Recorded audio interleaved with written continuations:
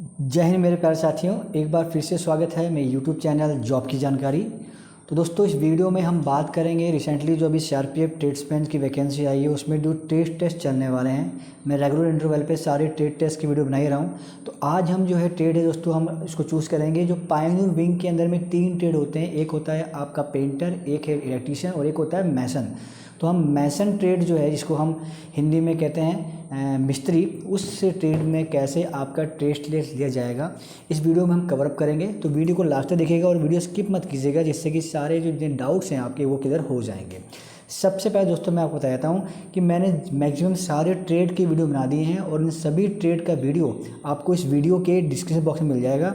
जा कर के आप जिस भी ट्रेड को देखना चाहते हैं कि उस ट्रेड का टेस्ट कैसे किया जाता है, प्रैक्टिकल में क्या पूछा जाता है, रिटर्न में क्या पूछा जाता है, ओरल में क्या पूछा जाता है, आपको जाकर सारे वीडियोज़ वहाँ मिल जाएंगे और आप देख करके एक अच्छा नॉलेज गेन करके अपना ट्रेड टेस्ट दे सकते हैं। अब दोस्तों बात करते हैं हम आज के टॉपिक पे। मैसन जो ट्रेड है दोस्तों, ये पायनियर विंग के अंदर में आता है, हमारी पैरामीटर्स के अंदर में। और ये जो ट्रेड है दोस्तों, इस ट्रेड के अंदर ही आपको अपना एक्सपीरियंस जो सर्टिफिकेट होता है वो चाहिए होता है। मिनिमम 1 साल का एक्सपीरियंस सर्टिफिकेट मांगती है डिपार्टमेंट। लेकिन अगर आपके पास एक्सपीरियंस सर्टिफिकेट है और फिर आपने के पास जो है कोई, अगर आपने मान लीजिए कि मैसन है तो उसके लिए कोई आपने कोई कोर्स नहीं किया हुआ है तो कोई दिक्कत नहीं है। अगर आपने कोर्स किया है तो आपको जो है प्रेफरेंस दिया जाएगा, और अगर आपने कोर्स नहीं किया है लेकिन आपके पास 1 साल का कोई सर्टिफिकेट है कि हाँ आपने इस इंस्टीट्यूट के अंदर में वर्क किया हुआ है, तब आप जो है इस चीज़ के लिए एलिजिबल होते हैं और तब आपको ट्रेड टेस्ट जो है दिया जाएगा। तो बात अब दोस्तों आती है कि ट्रेड टेस्ट कैसे होगा। उससे पहले दोस्तों आपका जो फिज़िकल एग्जामिनेशन होना है, इस फिज़िकल एग्जामिनेशन के अंदर में ओनली, क्योंकि यहाँ पे ओनली मेल कैटेगरी की ही वैकेंसी होती है मैसन के अंदर में, तो यहाँ पे दोस्तों आपको जो है 2 चीज़ें ध्यान रखनी होंगी। ये वैकेंसी लद्दाख के जो क्षेत्र के निवासी हैं उनके लिए, और जो लद्दाख क्षेत्र से अलग अलग रहते हैं उनके लिए वैकेंसी लाई गई है। अगर आप लद्दाख में रहते हैं तो आपको यहाँ पे 800 मीटर रनिंग करनी होगी 5 मिनट में, और वहीं अगर आप लद्दाख को छोड़ के ऑल ओवर इंडिया में कहीं भी के निवासी हैं तब आपको 1.6 किलोमीटर रनिंग करनी होगी 9 मिनट में। रनिंग जो होगी वो क्वालिफाइंग नेचर की होगी, और इसको क्वालिफाई करने के बाद आप आएंगे आप ट्रेड टेस्ट के बारे में।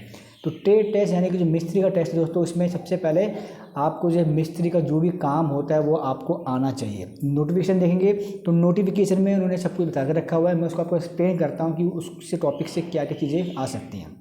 सबसे पहला है नॉलेज ऑफ मशीनरी वर्क, यानी कि अगर आप मिस्त्री हैं तो आपको मिस्त्री के वर्क के बारे में जानकारी होनी चाहिए। ईंट कैसे लगाई जाती है, लेंटर कैसे डाला जाता है, प्लास्टर कैसे किया जाता है, टाइल्स कैसे लगाई जाती हैं, और छोटे मोटे जो माइनर वर्क्स होते हैं, टूट फूट हो जाती है उसको कैसे किया जाता है, ये सब चीज़ें आपको उसके नॉलेज के बारे में जानकारी होनी चाहिए।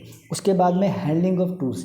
अब जो मिस्त्री होते हैं उनके टूल्स भी होते हैं, कन्नी होती है, तसला होता है, मिक्सचर एक बड़ी सी मशीन होती है, उसको कैसे ऑपरेट किया जाता है। तो मोटा मोटा जानकारी आपको उनके बारे में होनी चाहिए। तो उनका नाम क्या है, क्या इसका काम है, कैसे इसको यूज़ किया जाता है और कहाँ पे यूज़ किया जाता है। अब टाइल्स कटिंग मशीन होती है, उसको टाइल्स के लिए काटने के लिए यूज़ किया जाएगा।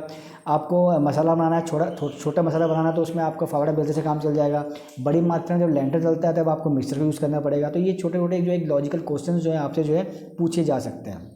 उसके बाद में मिक्सिंग ऑफ सीमेंट। मिस्त्री का काम ही जो है सीमेंट से होता है, तो इसलिए सीमेंट जो है उसको कितनी मात्रा में आपको मिक्स करना होगा किसी भी चीज़ को बनाने के लिए। अगर आपको वॉल बनानी है, 6 इंच की वॉल बनानी है तो कितना सीमेंट लगाना होगा, टाइल्स लगाना है तब कितना सीमेंट लगाना होगा, लेंटर डालना है तब कितना सीमेंट लगाना होगा। तो सारे सीमेंट का जो है आपको जो कंपोजिशन होता है कि इतना रेता और इतना सीमेंट लेकर के वर्क करना चाहिए। तो ये आपसे जो है पूछा भी जाएगा और आपसे करवाया भी जाएगा। ठीक है, आप ये मसाला जो है बताइए कितने रेशियो के अंदर में इसका मसाला बनना चाहिए, तो इसके बारे में आपको जानकारी होनी चाहिए। तो जो रेगुलर वर्क कर रहा है, जो इस चीज़ से फील्ड से है, उसको कोई दिक्कत नहीं, वो जानता है, वो इजीली बता देगा कि भाई ये 6 इंच की दीवार के प्लास्टर करनी है तो आप इतने का जो है मसाला अपना तैयार कर लीजिए। ओके। उसके बाद में कैलकुलेशन ऑफ एरिया। मिस्त्री को सबसे इंपॉर्टेंट चीज़ है कि कोई भी काम करना होता तो उस एरिया की जानकारी होनी चाहिए। एक रूम दे दिया गया 8 बाय 10 का, वहाँ पे बोला गया कि आपको इस रूम की फ्लोर में टाइल लगानी है, तो आपको जानकारी होनी चाहिए कि हाँ सर ये इतना बाय इतना का एरिया है तो यहाँ पे इतने फिट टाइल लगेगी। तो ये आपको होना चाहिए। उसके बाद में आपकी जो पेमेंट की जो कैटेगरीज होती हैं, हालांकि डिपार्टमेंट में तो आपको पेमेंट नहीं मिलेगी, आपको उन्हें सैलरी मिलनी है, लेकिन आपको एक आइडिया होना चाहिए कि इसमें किस प्रकार से पेमेंट का स्लैब बनता है कि इतने बाई इतने फीट बन जाता है, तो उसमें पर फीट के हिसाब से, पर स्क्वायर फीट के हिसाब से ये रेट चलता है मार्केट में, है ना। तो ये आपको जानकारी होनी चाहिए। ऐसा नहीं कि आपको रूम दे दिया गया, बोला कि ठीक है मुझे बताइए ये 8x10 का रूम है और यहाँ पे कितनी टाइल लगेगी, और आप विचार कर रहे हैं कि अब मैं कैसे बताऊंगा, आप तुक्का मार रहे हैं। नहीं, 8x10 का है तो उसका जो कैलकुलेशन होता है तुरंत से निकालिए कि सर इसमें इतने टाइल्स अप्रॉक्स लग जाएंगी। अप्रॉक्स पक्का बोलना है कि अप्रॉक्स लगभग पक्का बोलना है, सर इतने टाइल्स या इतने सीमेंट जो लगभग लग जाएगा। ये चीज़ें होंगी।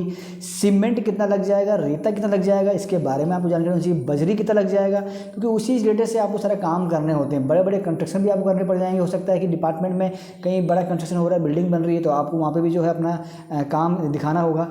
तो इसलिए आपको हर एक चीज़ की जानकारी होनी चाहिए। नहीं कि बोला सर मैं तो ओनली टाइल लगाता हूँ और मैं टाइल वर्क ही करता हूँ। नहीं, आपको ऑलराउंडर होना पड़ेगा। अगर आपने मैसन में भर्ती होना फोर्स में, तो आपको टाइल लगाना, उसके बाद में दीवार जो खड़ी होती है ईंटों की ब्रिक्स में चिनाई करना है, प्लास्टर करना है ना, लेंटर डालना है, तो ये RCC डलवाना है। ये सारी जानकारी आपको होनी चाहिए। सरिये को जो बांधा जाता है, सरिये के जो पिलर देखते हैं उसमें कितने बाय कितने का जो मीटर लगेगा, ये भी आपको जानकारी होनी चाहिए।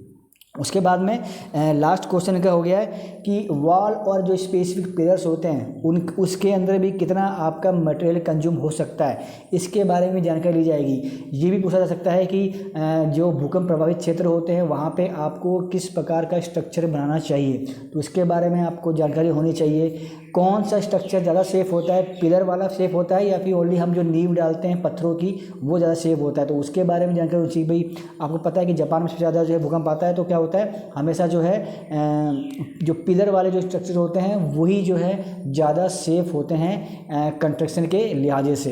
तो ये सारी चीज़ें की जानकारी आपको अगर होगी दोस्तों, तो आपसे करवाया भी जाएगा और उससे आपसे क्वेश्चन भी पूछे जाएंगे, तभी आप ट्रेड टेस्ट क्वालिफाई कर पाएंगे। 50 मार्क का ट्रेड टेस्ट होना है, 20 मार्क मिनिमम आपको क्वालिफाई करने होंगे, और मैक्सिमम चांसेस हैं कि मैसन जो ट्रेड ट्रेन जाएगा उसका प्रैक्टिकल ही करवाया जाएगा, क्योंकि इसमें ओरल और रिटर्न का मैं नहीं समझता हूँ मैथ में कुछ ऐसा आने वाला है। प्रैक्टिकल आपसे कराया जाएगा। कहीं कंस्ट्रक्शन चल रहा होगा या कोई ईंटें पड़ी होंगी, ये करवाई जाएगी। अब मान लो आपको ईंटें पड़ी होंगी, बोलेंगे ठीक है भाई आप ईंट का काम करिए, आपने ईंट ली, मसाला बना और लगाना स्टार्ट किया, नहीं, उसका सूद होता है, उसको नापना पड़ता है, उसकी सिदाई होती है, उसके बाद में ईंट पहले से गीली करनी होती हैं। ये सब चीज़ें बेसिक होती हैं जो आपको पता होनी चाहिए कि मुझे ये करना होगा।